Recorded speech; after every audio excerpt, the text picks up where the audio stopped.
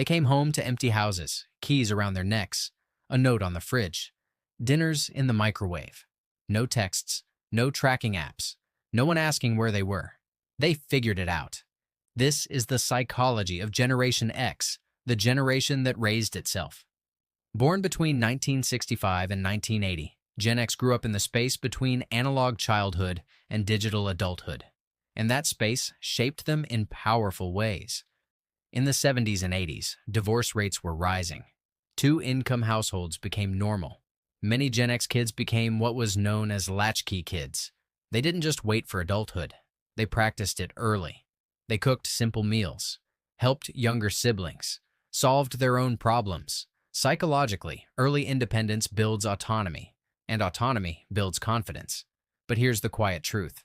When you learn not to depend on anyone, you also learn not to ask. That self-reliance became their strength, and sometimes their isolation. Gen X grew up in a culture where emotions weren't always discussed openly. Don't be dramatic. You're fine. Walk it off. So they adapted. Instead of expressing everything, they internalized. Instead of oversharing, they processed quietly. This created emotional resilience, but it also created adults who often struggle to say, "I'm overwhelmed. I need help. I'm tired." They are strong, but they don't always feel allowed to be soft. Gen X is the last generation to remember life before the internet, and the first to fully adapt to it. They passed notes in class, recorded songs off the radio, memorized phone numbers. Then suddenly, email arrived. Google appeared. The world sped up, and they adapted. That adaptation did something psychologically powerful. It built cognitive flexibility. They aren't overly attached to technology, but they're not afraid of it either.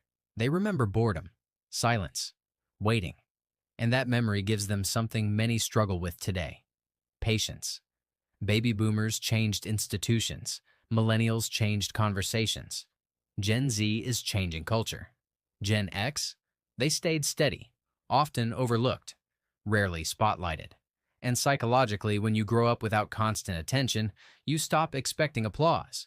Many Gen X adults today are raising teenagers, caring for aging parents, managing careers, paying mortgages. They are the sandwich generation, holding everything together, quietly.